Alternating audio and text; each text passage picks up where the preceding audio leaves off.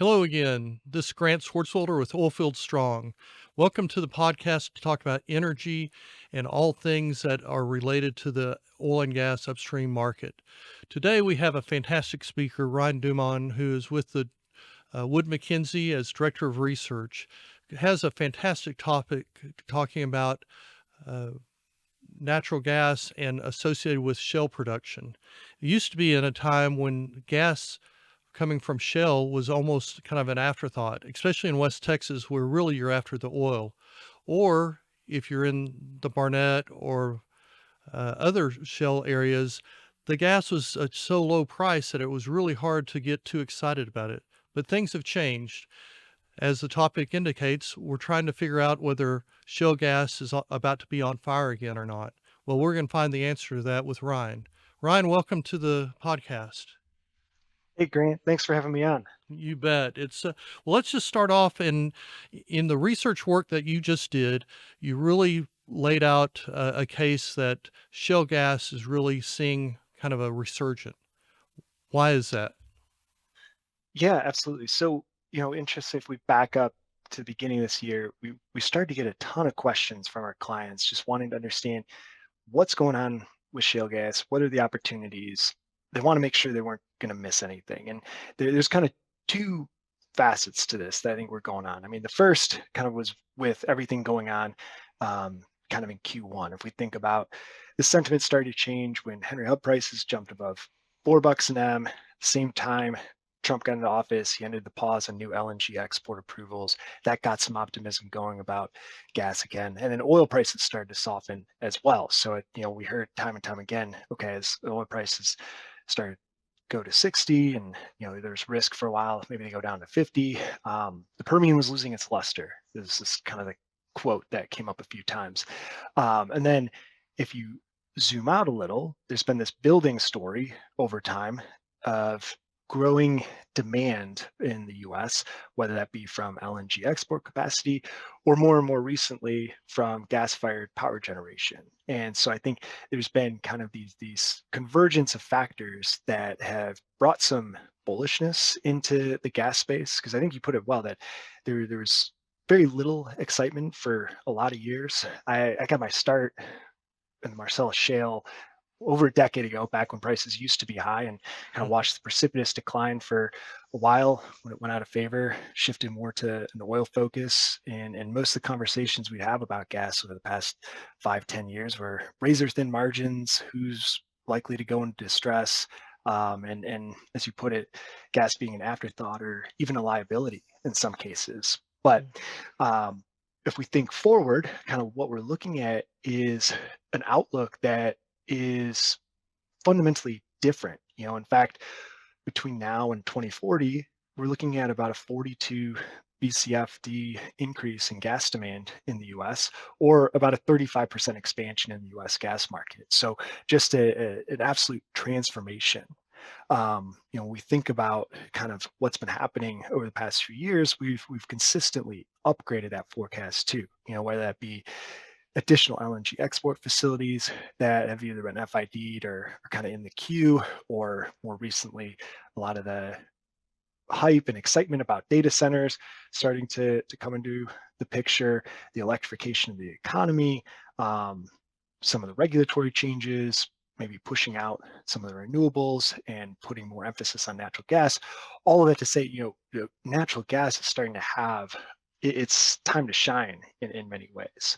And If we start, anytime you talk about oil and gas prices, you worry about ups and downs and whether it's sustainable. Now, you're laying out a case right there with data centers and LNG that this time around, and that's always dangerous, but this time around that it is more of a sustainable type play. Is that correct? yeah, I think part of that comes from the fact that it is this multifaceted type of story, at least from the demand side of the equation. With both LNG projects that are already coming online. The fact that the U.S. is the largest exporter of gas now. We have more capacity that'll come on at the end of this year. More projects that are already being worked on. So there's material capital that's been spent, is being spent, and construction happening. And with the power gen, as I mentioned, a number of factors that seem incredibly supportive of that demand coming to fruition as well. That isn't to say there aren't risks associated with this. If we think about the build out of the grid, for example, there's been a ton of stuff in the press about the backlog for infrastructure and equipment necessary to really make all of this power generation come to fruition.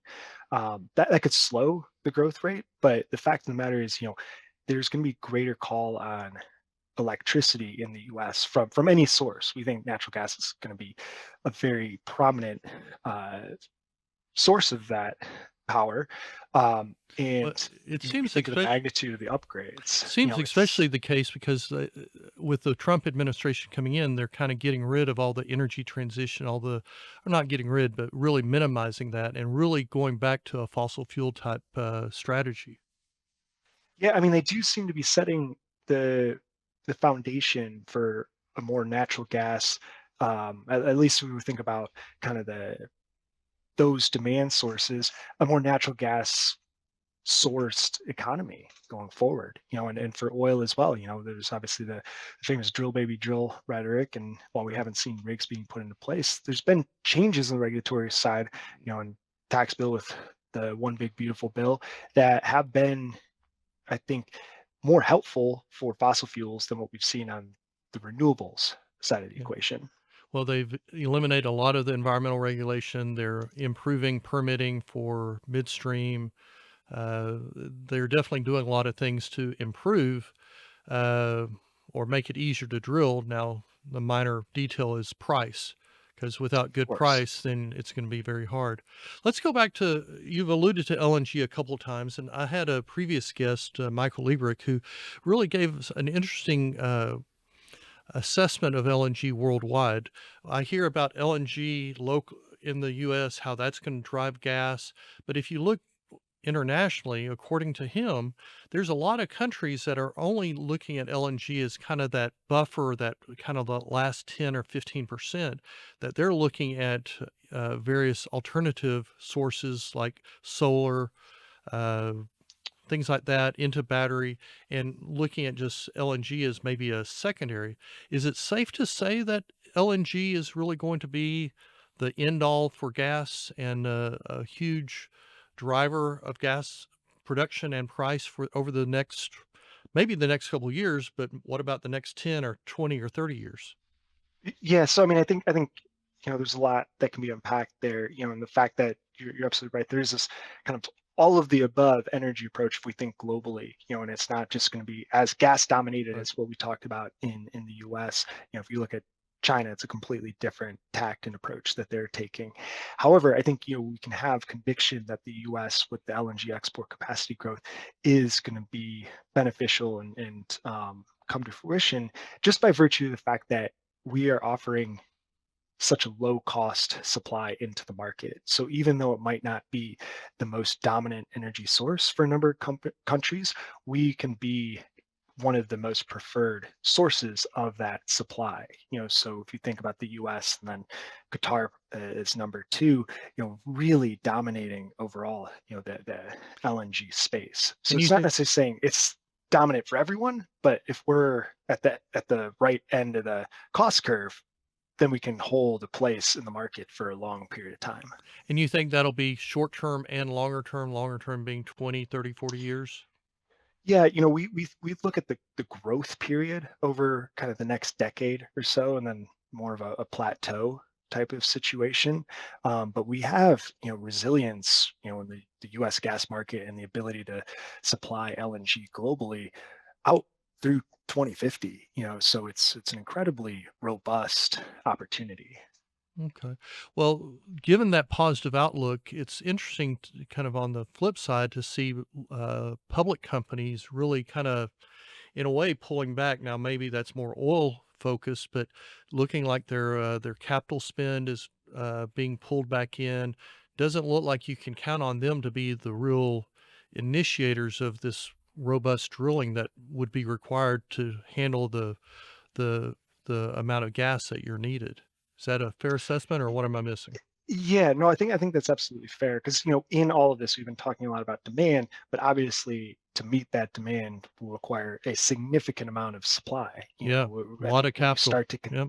exactly, start to consider not only the growth with new demand, but just offsetting all the declines that we'll have. It's about 120 Bs a day by 2040 of supply that we'll need. Huge. So when you start to layer in kind of the next derivative of this and think about, well, who's going to supply that, that's where we get into that exact point you brought up with public companies by and large exercising a lot of restraint. We did see it primarily from the oil companies initially, coming out of the downturn and even preceding the price crash in 2020. There was calls from investors to exercise greater capital discipline and really remove some of that growth capex. It's been a little bit more delayed for the gas companies, but lo and behold, they too want their time to shine and kind of look more investable to uh, the market. And so what we've seen is that, even though prices materially better so far this year, we've not seen really requisite rig additions, from many of those companies. As part of this research, we spent time with a lot of these companies, whether in Oklahoma City or Houston or up in the Northeast, just trying to understand, okay, if you do start to see gas prices move into the $4 or $5 range, which is part of what this demand would call for going forward, would these companies be willing to add a rig? Prices fundamentally better than we have today. And again, we just heard no from these companies, with the overarching theme being that the market doesn't reward growth. So there's going to be much better uses for that capital, whether that be, share buybacks, more shareholder distributions, or M&A, try to replenish those opportunities, thinking about the longevity of their companies themselves. So that starts to open up, this interesting supply gap. If we think companies like Expand, EQT, Antero, Range, some of these biggest companies in the market aren't going to be the ones to add back rigs fastest, who then kind of answers the call to balance the market? And that's where I think the research got most interesting. Yeah, no, and I want to get to that, but real quick while we're still on the public, seems like another factor is there's such consolidation going on. Big companies gobbling up mid-sized companies, and every time it seems like the net rig count for the combined company goes down from what they were when they were separate. So it seems like consolidation is going to continue to have an effect on the rig count and therefore the production increase. Yeah, you're absolutely right. And we saw it play out again and again in West Texas on the oil side, and that playbook has worked well for a number of those companies, and we're seeing it, on the gas side as well. And part of this, I think comes into inventory preservation type of strategies, and the ability to not deplete your inventory that you just acquired, and be able to preserve some capital efficiency for a longer period of time.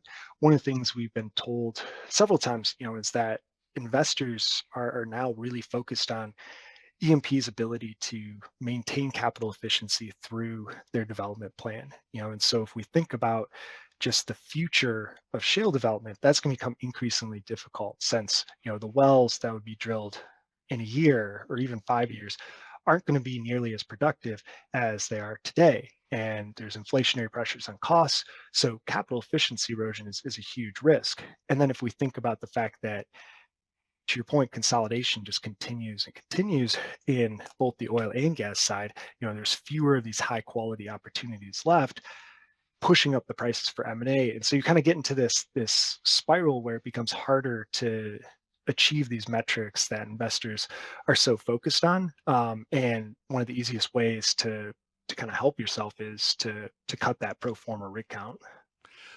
No, the other point, and you brought up about how a lot of these companies have drilled the fairway and now they're going to the B and the C, kind of the secondary geographic areas. I know that in the oil areas, but is that also the case in the gas areas where Haynesville and some of these other areas, they've already drilled the really best areas and now they're having to move to secondary, or is there still a lot more running room in the gas as compared to the running room in the oil side?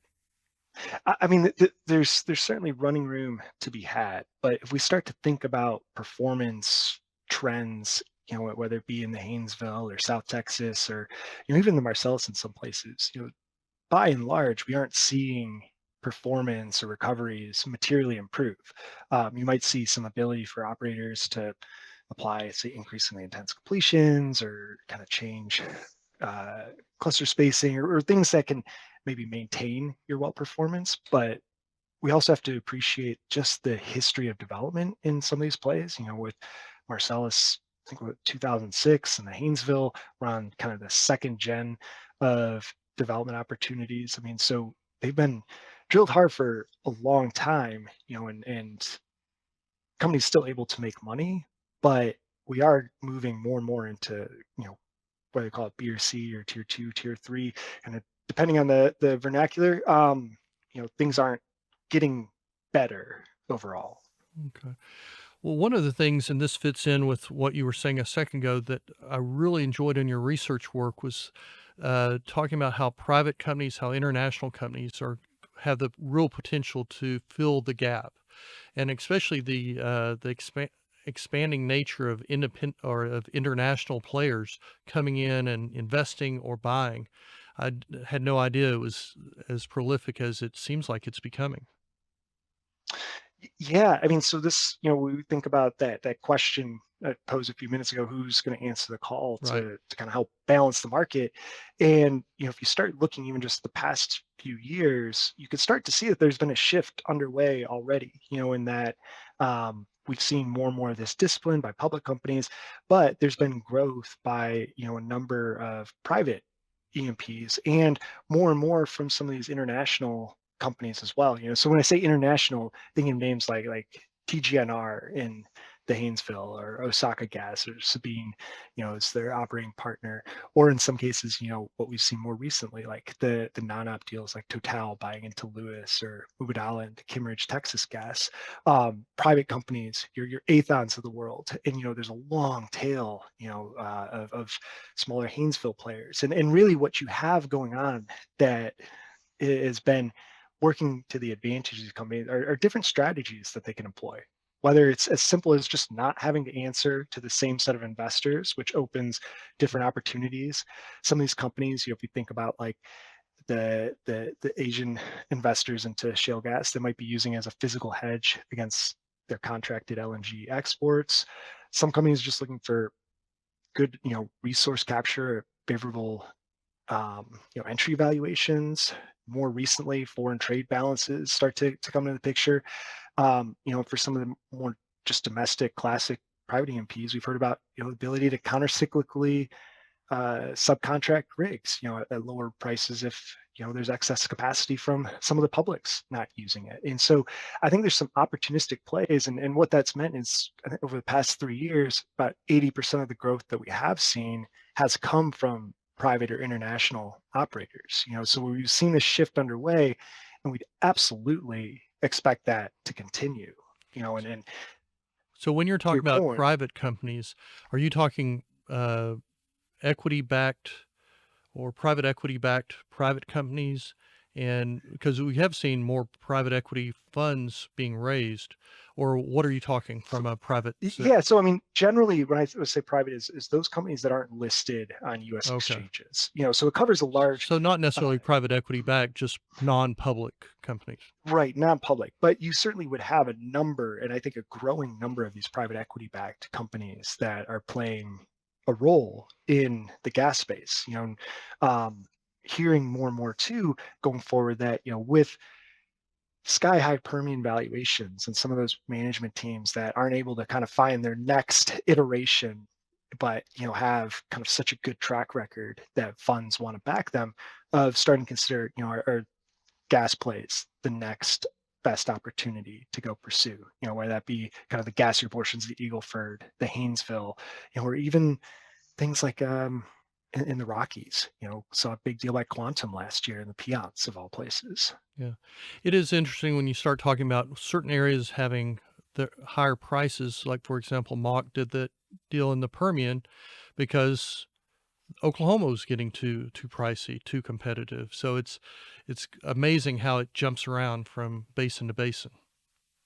Yeah, and I think, one of the things you're starting to see play out is back to our conversation about, the shift in inventory quality and kind of the consolidation that's been at play is just prices getting driven up for what the remaining highest quality assets are out there.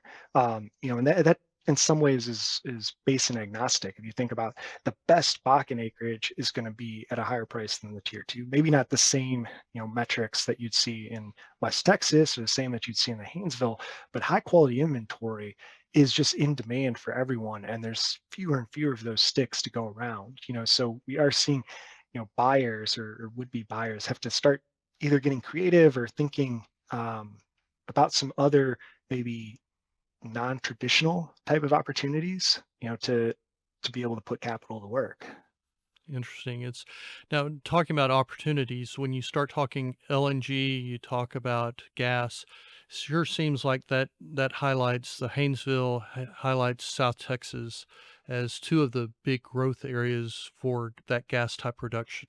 Is that is that what you see, or Yeah, I mean, far and away, looking at the Haynesville and kind of the gassier portion of Eagle Ford or South Texas as being the most in demand from an M&A standpoint, but then also just given the proximity to those LNG export facilities and even just the Gulf Coast demand in general, petchems, industrial demand, puts them at kind of a almost an unfair advantage relative to everywhere else. So they're going to supply, a good portion of the gas. We still too, have West Texas that's incredibly important in the gas market, through and through an oil play, but the low cost to almost can consider no cost gas supply out of West Texas, um, continuing to flow into the market. And while that's oil clearly a prices, secondary resource to the oil that they're looking for. But if you have oil yeah. prices dropping and capital out there dropping, is that gas going to really be a big play, or is it just still so large? Well, I think one thing to consider is that even though oil prices are soft, there's still money to be made in West Texas at a Sure. $60 WTI price, and at some point, we're looking at post 2026 for prices to start climbing again. And so you have this period of time where you get into the back half of this decade, oil prices expected to appreciate some, gas prices expected to appreciate some, and in our view, still West Texas being the area that folks want to deploy, a dollar, over anywhere else. And so if you have both commodities working in your favor, and hopefully, not as much challenge with Waha basis, um, that just screams some more gas coming to the market there. We've seen some new pipelines being FID'd and talked about to help move some of that gas. So all that to say that, even though gas secondary, not driving development decisions in the Permian, um, any conversation about US gas isn't complete without, really honing in on how important West Texas is to the picture. So if I'm not trying to get stock advice here, but it seems like you're very bullish on the Haynesville-focused, companies, public, private, and the Eagleford, South Texas ones.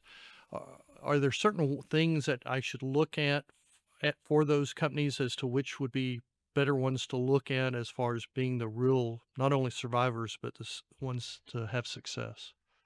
Yeah, I mean, in its simplest terms or way you could think about it is if you're thinking about the companies that could take advantage, especially of LNG export capacity, it's be the ones that have a good inventory life associated with them. You got to have some longevity given some of these contracts won't even start till 27, 28, Yeah, 29. and last a while. And you're talking, 10, 15, 20-year type durations.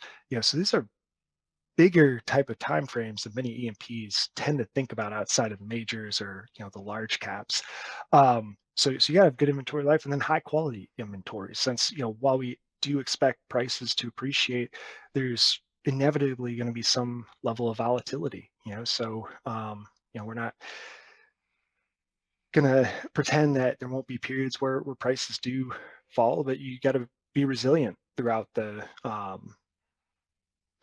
price swings as well.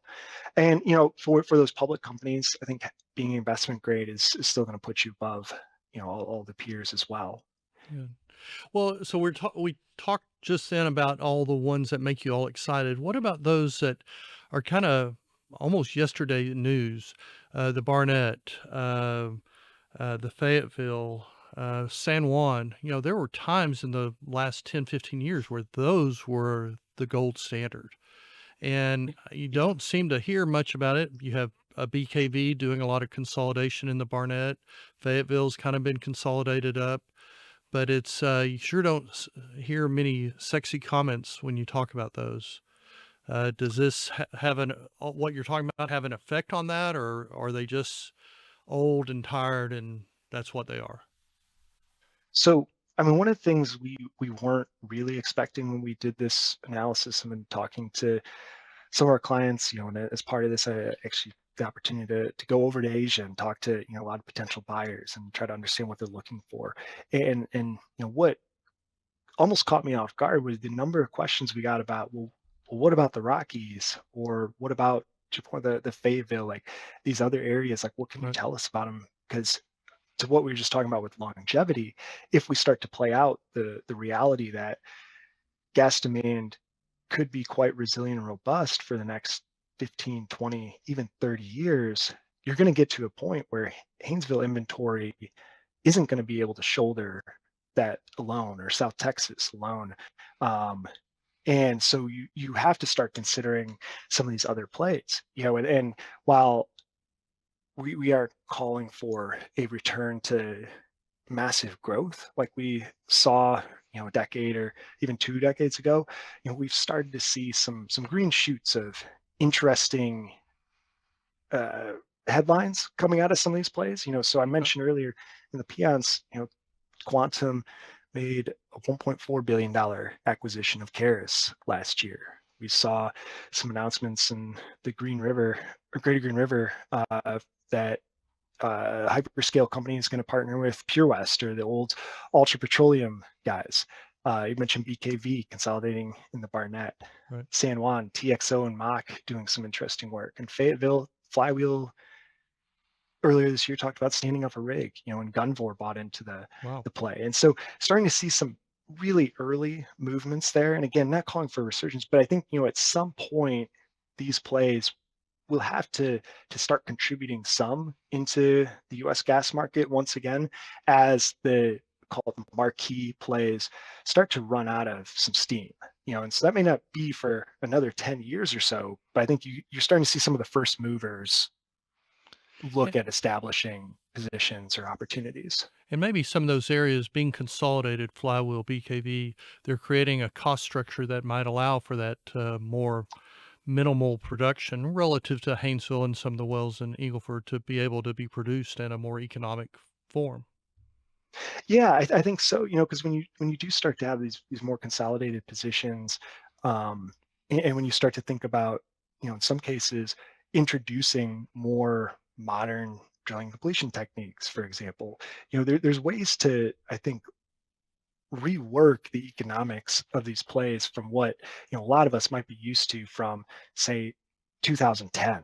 And I think there's maybe some unfair assumptions baked into a lot of these broader cost curves and um, inventory analysis that we see so often that just kind of paint these as forgotten plays. Now, to be clear, not advocating that these are going to be the next $3 gas play, but you know Sure. maybe they do work at $4 or $5 an M. Very good. Anytime you talk oil and gas and all the things you're talking about, you've got to talk risk and what could go wrong. It used to be just a year ago, it could be all the regulatory and the emissions type issues. That seems to have gone away uh, in the press side at least. But what do you see that we should watch out for, whether it's regulatory or other things that could really poke a hole in all this great analysis you just did? Yeah, I mean, I'm glad you brought it up because we think about risk, and no outlook ever comes to fruition perfectly, or it's as Especially in cleanly oil and as you hope gas. it will. Yeah, exactly. But one of the things that's been kind of front of mind as we think about this is, part of this forecast, it shows Henry Hub prices getting 450 an M by 2030, five by the mid 2030s, in the $6 range. So significantly higher than we've seen over the past 10 years. And while, I look at it and have a bias towards the EMP side of things, been reminded time and time again that that's not good news for U.S. consumers. And politicians at some point are going to do everything they can or want to keep those prices a bit lower. It just helps with their constituents, and it makes a lot of sense. So I think one of the big risks then is, do we see legislation and regulations passed at some point that ultimately try to tamper down some of those prices? The other side effect of perpetually increasing Henry Hub prices would be that you start to erode some of those LNG economics, and that wouldn't make it quite as competitive, back to what we're talking about in kind of that global energy mix.